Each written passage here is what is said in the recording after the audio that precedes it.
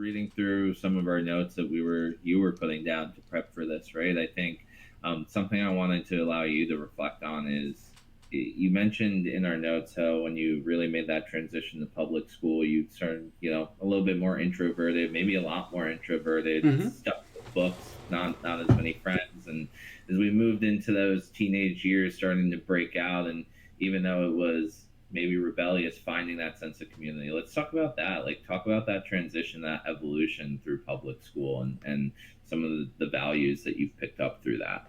Sure. This is a relatively recent insight for me Okay. that I might not be all that comfortable in social situations.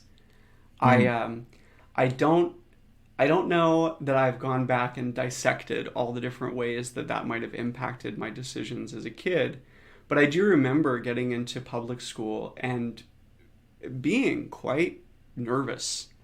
Mm. Um, I had a lot of reasons to believe that engaging with other people was risk, right? And I think Mm-hmm. that led me to kind of keep to myself for the most part.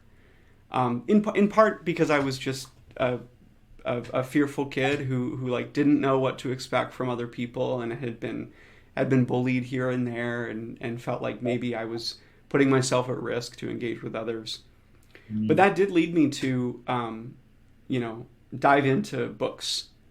Um, I was not given the opportunity as a kid to read like secular stuff. So secular specifically Yeah. meaning like non-religious, right? Yep. Totally. Um, I I was going back through this, and I remember very very distinctly.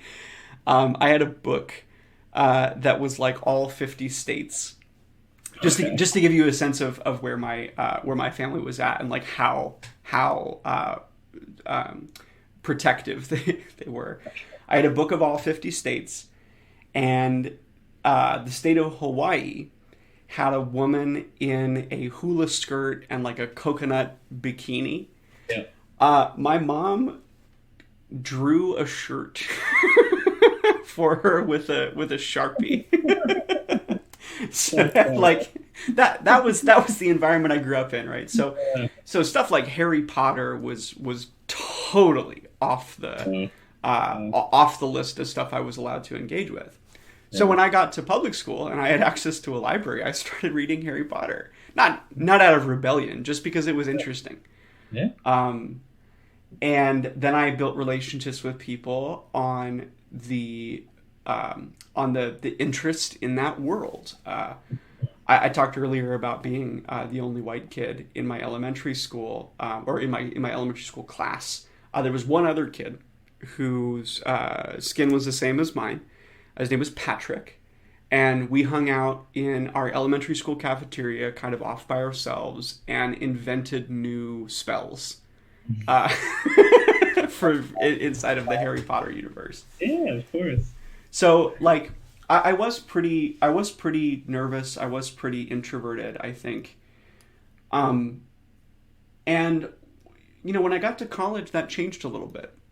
When I started the Running Start program, I've always attributed that back to getting into an environment where it was very clear that there was no standard and having some freedom. But the more I've thought about it, the more I realized that actually I think I had had some experiences up to that point that really set me up to try new things. I learned a little bit of how to talk to people. I gained some tools, read some books that helped me figure out how to hold a polite conversation with a stranger. And with that in my back pocket, quite literally, I made a little booklet for myself with tips for conversation.